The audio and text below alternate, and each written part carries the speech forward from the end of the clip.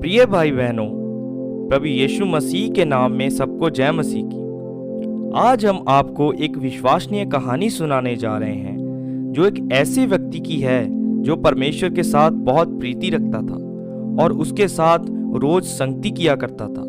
उसके जीवन में दौलत की नहीं परंतु परमेश्वर के प्यार की अमीरी थी, लेकिन उसके जीवन में उसके और भी बहुत से सपने थे। वह दुनिया के सुख और आनंद को भी पाना चाहता था और उसने फिर मेहनत करनी शुरू की। वो सांसारिक सुख पाने में इतना व्यस्त होने लगा कि वो परमेश्वर से कब दूर होने लगा यह उसको भी पता नहीं चल रहा था। अब वो पहले की तरह परमेश्वर से रोज बातें नहीं करता था और ना ही उसके साथ पहले की तरह संगति किया करता था। वह अपने जीवन में सब कुछ प्राप्त करता गया, लेकिन वह दिनों दिन परमेश्वर से दूर होता जा रहा था। उसने अपने जीवन में मेहनत की और वह सब कुछ हासिल किया जिसके बारे में वह चाहत रखता था।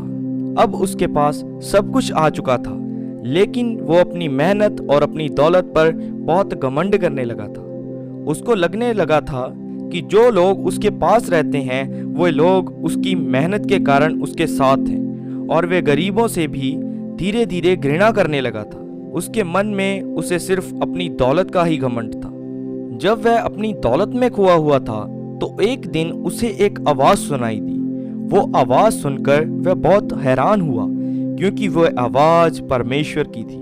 परमेश्वर ने उससे कहा, हे मेरे प्रिय बेटे, तू क्यों अपने मन में घमंड को पैदा होने दे रहा है? तू क्यों मुझसे दूर होता जा रहा है? क्यों नहीं मेरे पास आकर बैठता? क्यों नहीं मुझसे बात करता? देख, मैं तुझसे प्यार करता हूँ। मैं तेरे साथ हमेशा से था और तेरे साथ हमेशा रहूंगा, क्योंकि मैंने तेरे लिए अपनी जान दी है। जैसे हमें परमेश्वर का वचन बताता है कि प्रभु ने हमसे इतना प्यार किया कि उसने हमारे लिए अपना इकलौता पुत्र बख्श दिया। उसने परमेश्वर की आवाज को अनसुना कर दिया और मन ही में कहा, मेरे पास मेरे सब लोग हैं जो मुझसे प्यार करते हैं, मेरी इज्जत करते हैं और मेरे पास हमेशा रहते हैं। मैंने अपनी मेहनत से ही तो ये सब कुछ पाया है।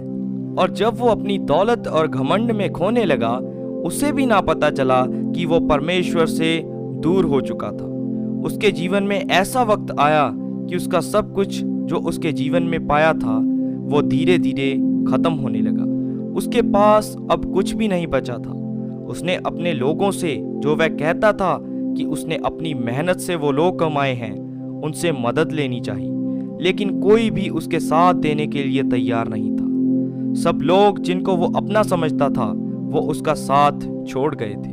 वो अपने जीवन में निराश रहने लगा था। जब वो अपने जीवन में सब कुछ खो बैठा, उसके लोग उससे दूर हो गए, तब उसे धीरे धीरे ये एहसास होने लगा कि वो इस संसार में इतना खो गया है कि वो परमेश्वर से दूर हो चुका है। और वह मन में ही पश्चाताप करने लगा कि खुदावन, मैंने तेरे साथ धोखा किया है। तब परमेश्वर ने उसे फिर से पुकारा, हे मेरे बेटे, तू क्यों निराश है?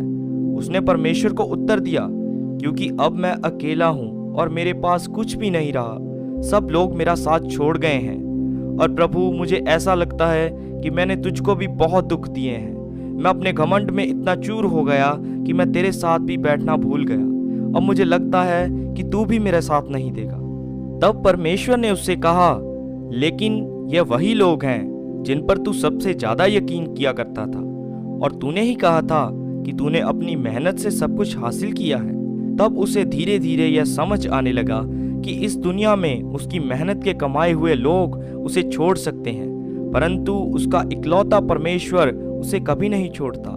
चाहे कैसे भी हालात आए, वो हर मुश्किल में उसके साथ रहेगा, क्योंकि परमेश्वर का वचन इब्रानियों की पुस्तक में ऐसा कहता है, तुम्हारा स्वभाव लोभ रहित हो और जो तुम्हारे पास है उसी पर संतोष करो, क्योंकि उसने आप ही कहा है, मैं तुझे कभी ना छोड़ूंगा और ना कभी तुझे त्यागूंगा। यीशु मसीह कल और आज और युगानुयुग एक सा प्रभु है। आज हमने इस कहानी से यह सीखा है कि हमें संसार में इतना व्यस्त नहीं होना चाहिए कि हम अपनी संसारी कामों में जाकर अपने प्रभु के साथ बैठना ही भूल जाएं, उसकी संगति करना ही भूल जाएं, क्योंकि वो सब कुछ जो हमें मसीह में मिलता है वही बना रहता है।